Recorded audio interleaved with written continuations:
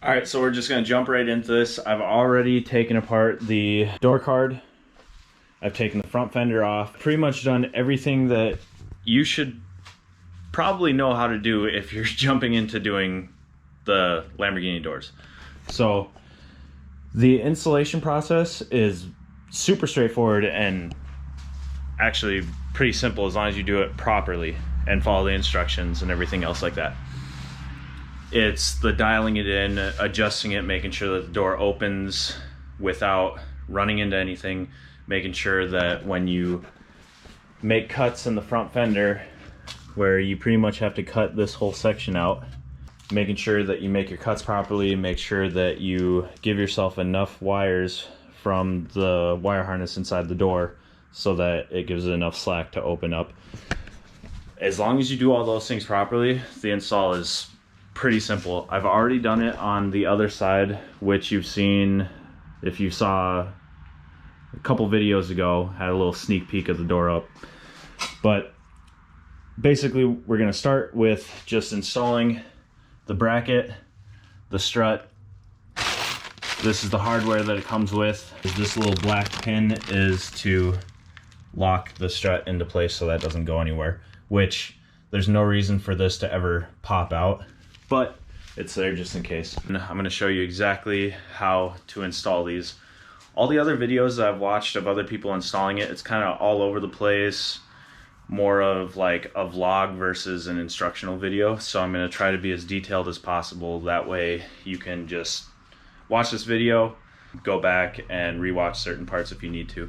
All right, so once you're at this stage, you have the fender off, you have your door card off. What you're going to want to do is undo this bolt. It's a 10 millimeter, and this is the door stay. And this you're going to actually end up removing. So you do the 10 mil there, and then there's two 10 mils right here, and then it'll pull out from the inside. So you'll want to remove that. Once you have this removed, it's just going to be all loose in there. So you're going to want to pull this plastic away, and then you can just reach in and pull that right out. And this you are no longer going to need, so you can put it off to the side if you ever want to return your doors back to stock, or just so you don't have to go hunting down one of these online. Now the next thing that you're going to want to do is disconnect all of the wire harness, undo all the clips. Everywhere that's attached to the door you're going to want to free up, because you need to get as much wire through the door as possible. You actually need quite a bit of wires to actually feed through, more than you probably think. Once you have this all removed, you got all this extra slack here now. Now the next thing is you have this huge mess of just electrical tape where they kind of ran everything together. Be super careful when you're cutting this, because you're going to need to remove this and get it so this harness can be free from everything else, because this is what's going to hold you back, because there's no, this is where it mounted, it has about that much room. This is kind of what it should look like once you're done. All this was bunched up like this, and then you just remove all that extra electrical tape around the side, and then it kind of allows you to separate everything, and now you have a lot of excess wire that you can play with. So now at this stage, next thing that you're going to want to do is shut your door and then tape the crap out of it. Now it'll probably be easiest if you have the window up so you can tape onto the window and everything, but you're going to want to basically make sure this door does not move at all, because you're going to unbolt the hinges for it. And now if you were to do it without taping the door up, one, your door is going to fall off.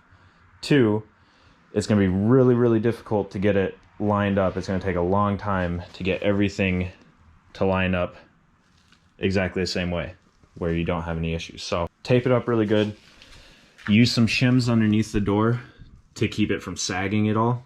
All I did was I just grabbed some pieces of cardboard, cut it up, folded it up on itself, and then just shoved it in there, so that way once there was nothing supporting the weight, it would sit on those and wouldn't actually sag at all. On this step of the process, go crazy. Tape the shit out of it. Get some shims underneath the door so that doesn't move.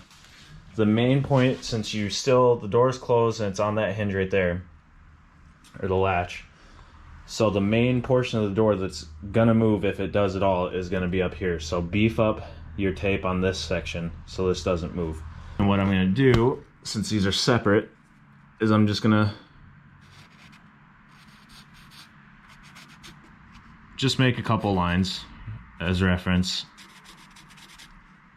so I know where it's supposed to line up back here, and then I'll do the same thing up here. That way, if it moves at all, you know exactly where it needs to be to get it back to exactly the same position that it was. Once you're done with this step, you need to move on to the harness itself. And it's a little dark here, but basically what you're going to do is you're just going to cut through this boot. Do not cut into the wires. This is really soft rubber, so it's really easy to cut through. That way you have access to the wires, and then you can start pulling all that excess that you gave yourself through this. Now if you cut this outer rubber casing about right in the center and pull it apart, on the inside, as long as you cut through just the outside portion, you'll leave this inside rubber casing. There's about 2 layers, and you want to cut through the first one, and then you can go ahead and pull the wires that you freed up inside through until it comes to a pretty hard stop. And if you cut it in the center, when you get it all pulled out, this inside rubber casing is going to end pretty much right here, and that'll add a little extra protection to the wires. Now you're going to get this little plastic sheathing to go around it, which you can put around this as well, but this is just a little extra instead of just having a bunch of wires just sitting there. So now go ahead, put this on, and then tape it up really good with some electrical tape, and then you can move on to the next step. All right, so in a lot of the videos I've seen, people cut this out or try to bend the whole thing down or cut the whole thing out of the way. Really, all you need to do is about this much of it. So if you want, you can make just a single cut about right here and then just pound that down just so it's flat. Now that you've gotten that flattened down or cut out of the way, basically this last little bit right here is all that's really needed, but just to give yourself a little extra room just in case, you can go a little bit more. But once that's flattened out, now you can move on to unbolting the door. And as long as you got all this good and sturdy, this should be as simple as just unbolting 2 here, 2 there, and 2 more there, and then 2 more on the door. You can't really see it in this lighting, but there's 2 there and 2 there on each of these brackets. And all of these bolts are going to be a 12 mil. Now that those are off, you can go in here and just pry it off. They use like a silicone on the bolts and everything, so these aren't just going to pop right off when you unbolt them. So just pry it off, they come right off.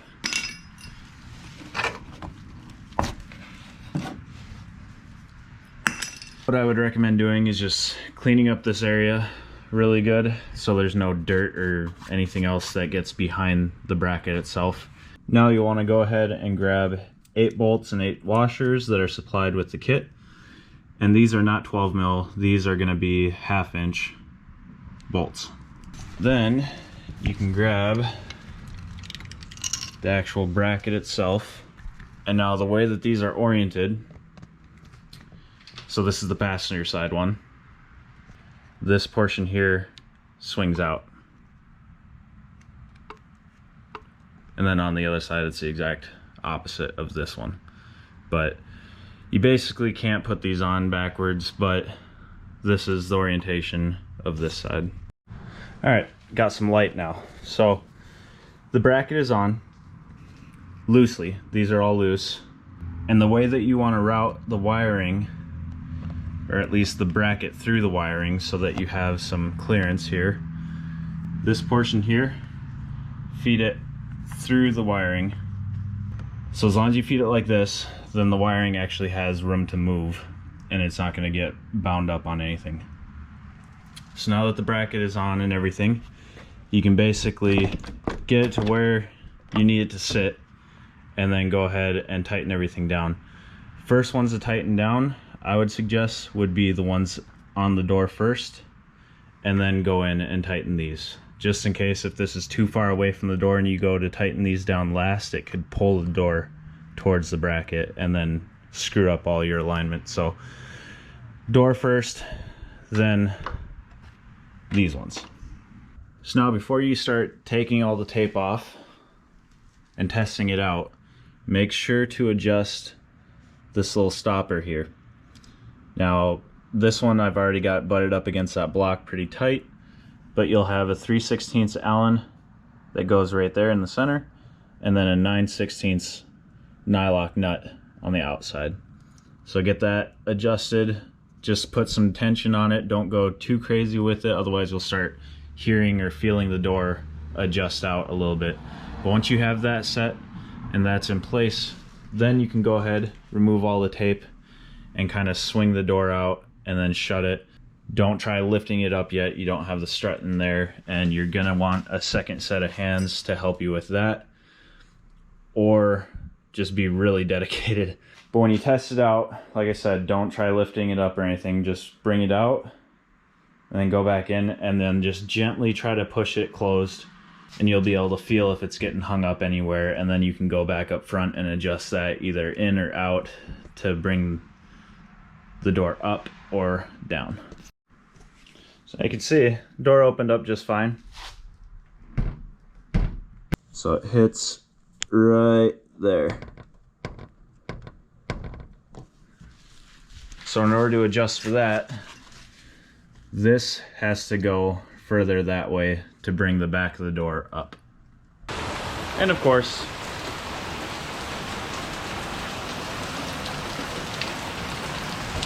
draining pretty good. And now your last step is to get the strut installed, which definitely want a second person here to hold the door open while you get that in, but you can do it by yourself, which I'm by myself right now, and it just makes it a little more difficult. The door is pretty heavy, but you can definitely do it by yourself. It's just recommended to have a second person at least. You want to get it into the spherical bearing first, which it's going to be oriented straight up and down. So all I did was I just took something like this, put it in there, moved it so it was angled out so I could just drop that in. And then you lift the door up and get it to line up with where this Allen bolt is, and then you just thread that in, get it nice and snug, lower the door down, and you'll probably have to readjust it again because now this is putting pressure on it, lifting the door up a little bit. So you'll have to adjust it just so the door can just shut nice and smooth and easy like it should. And that's pretty much it. After that, just reassemble everything. And this is where it can get kind of tricky. Sometimes you can get lucky. I didn't on the other side, and I had to adjust things, move them around a bit more. And if you're stock body, it's going to be a lot easier. If you're wide body, then you may run into more fitment issues, just because when the door opens, it's opening at a slightly different angle than before. So what was happening is it was actually hitting the over fender in the front.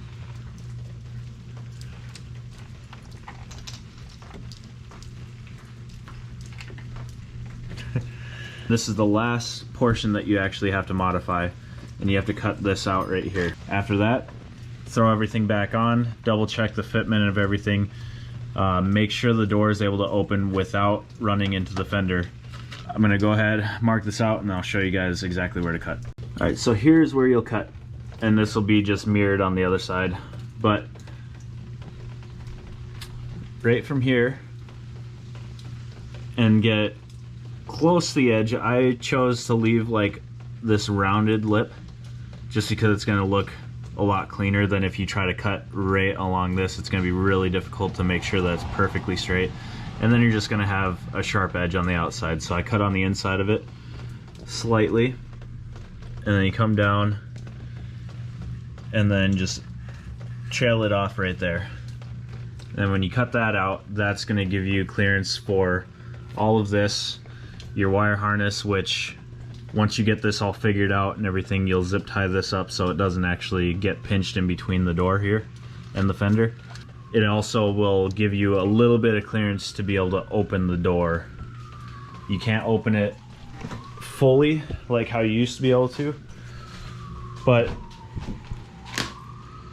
it does open up about that far. So it's enough for you to get in and out depending on your seats and everything. But here is how it looks with it raised up. Goes up super nice. It's pretty crazy. I'm gonna go ahead, get everything cut out, put back on. That's pretty much all the information that you guys need. Reassembly is just the reversal of what you did to get to this point. Once it's light out and not raining, I'll take the car out and show you the finished look of the car out in the sunlight so you can get a better idea of what to expect. So unfortunately, this happened. The car's a little tore apart right now because we're trying to fix everything, but you get the basic idea of it.